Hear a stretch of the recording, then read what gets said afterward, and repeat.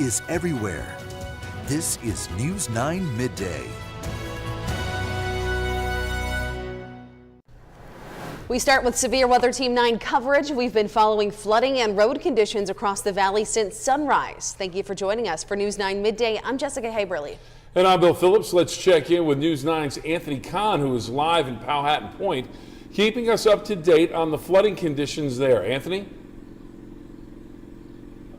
Well, Bill, Jessica, I'm on Malott Street in Powhatan Point right now. And just to put things into perspective, a lot has changed since yesterday. Last night, if you watched our 6 o'clock newscast, we were standing over there near that brown Powhatan Point and boat lodging sign. Today, not possible. A lot more water in this area. As you can see, Malott Street is closed right here, just underneath the bridge by the city building. And also another road closure in town on 148 over by the senior center above Captina Creek. We've also driven past some yards that are flooded, some residents near the Ohio River and near the creek. We also took a stop in Brookside today to check out the football field. Here's some footage of what we saw earlier today.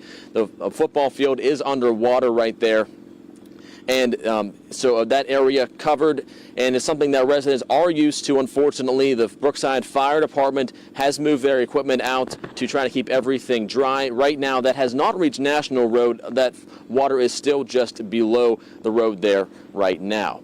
And so back here at Powhatan Point, a few road closures, like I said, but everything seems to be just kind of slowly rising right now. We'll be keeping track of all the conditions. Also heard that there are some residents with basements flooded. We're going to go around and talk to some of them at the moment right now. But for now, live in Belmont County, I'm Anthony Kahn, News 9 Midday. Thank you, Anthony, and hopefully those people are able to get the help they need. Now let's turn it over to meteorologist Jeff Exline in Severe Weather Center 9 for the latest on the flooding and river levels. Jeff? Well, thanks, Bill and Jessica. Before we get to the updated river levels, and I want to point out the Ohio River is crested from about Wheeling points north, and it will be cresting shortly points south. Let's take a look around the Ohio valleys. A lot of our viewers submitting in photos. This one from Sistersville, the ferry landing, sent in by Radonna Jacobs. You can see covered in water in Sistersville. In Moundsville, Jamie Baker, our very own Jamie Baker, reported that, snapped that photo on 13th Street in Moundsville. You can see the water coming up. And Kristen Toole was in Benwood earlier this morning, and the water there covering, flooding the Rite Aid area where the KFC, the Taco Bell is. Then moving up the Ohio River into Wheeling, Luke Tenley. You can see the steps going down, covered into the Ohio River. Typically, that's where all the entertainment would be for festivals and such along Heritage Port. And Raylan, Jessica Haberly, well, no day at the park there, Mazeroski Park, and as it is flooded. Captain Pizer sent in this photo from Wellsburg of the 12th Street boat ramp is covered in water, and up in the New Cumberland Lock and Dam, Sandra Graham had the river there where we crested this morning, and that was at around 7 o'clock in the morning in New Cumberland. And in East Liverpool, Helen Reynolds with the Broadway Wharf all covered in East Liverpool. Now here's the good news. From Pike Island north, the Ohio River has crested pretty much in Wheeling as well. It has crested. It's going to be slowly residing. Moundsville, the crest is about to occur. Same with Powhatan Point and Hannibal early this afternoon. In fact, Hannibal expected to crest below flood stage, a little bit above flood stage for Moundsville and Powhatan Point. All locations will fall below flood stage by either this afternoon north or later tonight across Wheeling Point south. We'll take a look at the weather forecast and what's going on with Hurricane Florence in a few minutes. Jeff, thank you very much. To Marshall County now, where our flood coverage continues.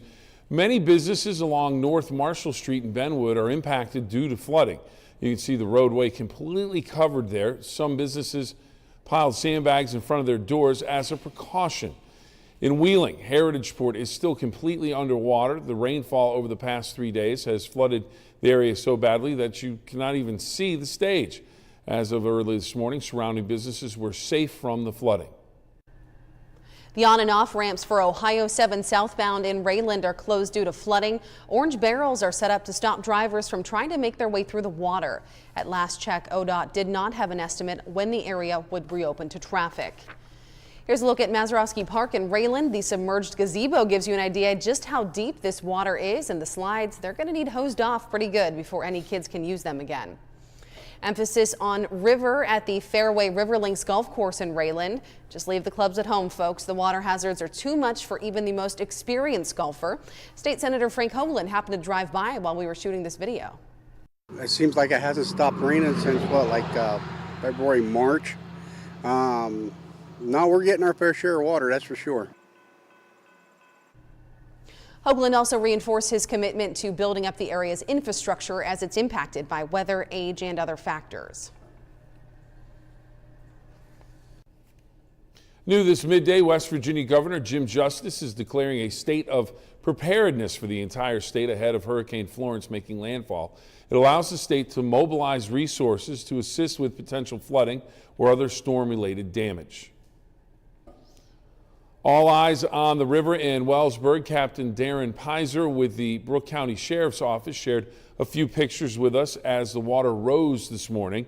Here's water overtaking a business. This auto sales and salvage shop is located on 3rd and Charles. And this perspective is looking south.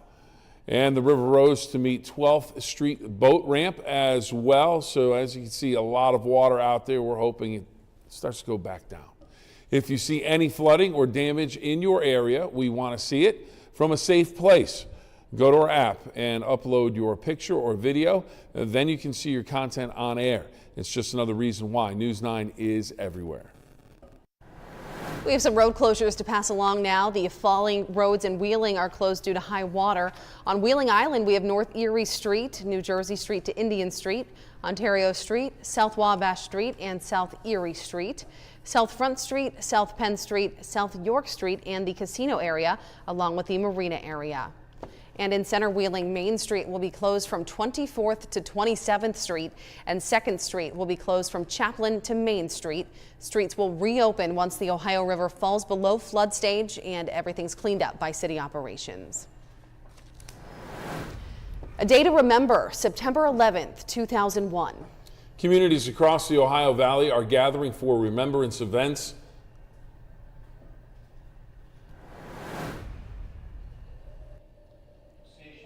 Taking a live look right now, this is the 9/11 Remembrance event at the Ohio County Library. The event is called Lunch with Books, and poets, musicians, and others there now as they pause to remember the lives lost on the solemn day of remembrance. There is also an event later tonight at 7 p.m. at Temple Shalom in Wheeling. We will have more on this event later tonight on News 9. Veterans and emergency personnel came together in Bridgeport this morning to remember 9/11, as well as to honor all veterans who have served for our freedom. News 9's Kristen Toole was there, and she joins us live now with more. Kristen. Jessica, thank you. It was a moving ceremony as employees from Bridgeport Equipment and Tool and Herb Electric invited community veterans and first responders for the dedication of a massive American flag. Patriotism is our biggest thing. Bridgeport Equipment and Tool and Herb Electric dedicated a brand new American flag to honor all of the nation's veterans who served and made the ultimate sacrifice. It's on an 80-foot flagpole, and then it's also 20 foot by 30 foot. So it's a pretty big guy, but it's just a little token of, what everybody else has given for us. Not only was the ceremony a way to honor veterans, but also a way to honor and memorialize the victims of the September 11th terrorist attack. The ceremony began at 8:46 in the morning, the exact time the first plane struck the Twin Towers. It's the day that our nation came together as one, and we wanted to also not only recognize all of our veterans, but everybody that gave their life on 9/11, and there were a lot that gave. Now the flag will wave high above Route 7 and Interstate 70 as a way to honor all of the country's veterans and emergency personnel. Patriotism that comes out of this is just unbelievable for members of our service, our community, and that's just, it has to be in your heart. And at the ceremony, many people said to me they want everyone to be proud to be an American on this day and every day. Reporting live in the studio, Kristen Toole, News 9 Midday. Kristen, thank you very much. There are a number of events planned around the valley today to remember the victims of 9/11, including the annual Patriot Walk in Follinsby. The community is welcome to take part in the annual walk starting at the James Funeral Home at 5 o'clock. It's a day to remember those who lost their lives on 9/11/2001. Anyone is welcome to participate. My brother was on one of the planes that they suspected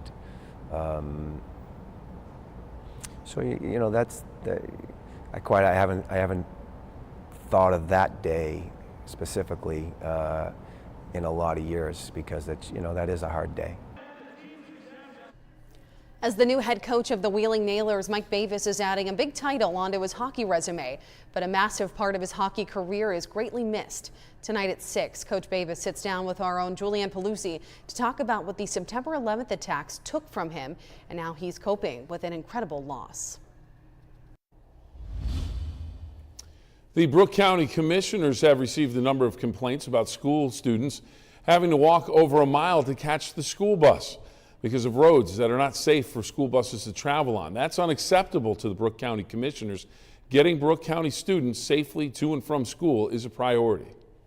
I've encouraged the Brooke County Board of Education to write the commission a letter, and we can support that. And we also plan on getting the BDC and the BHJ to weigh in on that also.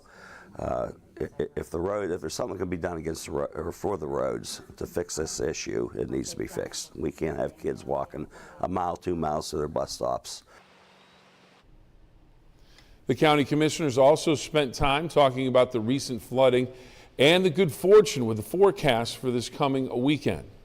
We were earlier told that it could be as bad as 2004, and that was a disaster, and we just and every time these floods happen, these slips happen, the state road gets further in debt because it costs a lot of money to clean up these slips and when the water gets out into the road. So good news, then. That's very good news, yeah. So we're keeping our fingers crossed. Hopefully Mother Nature will cooperate with us and we'll be spared. Jeff will continue to update the forecast in just a few minutes. Coming up on News 9 Midday, the country continues to come together to remember 9/11. Hear from President Trump in Shanksville, PA, next. You are watching News 9 Midday with Bill Phillips, Jessica Haberly, and meteorologist Jeff Exline. This is News 9 Midday.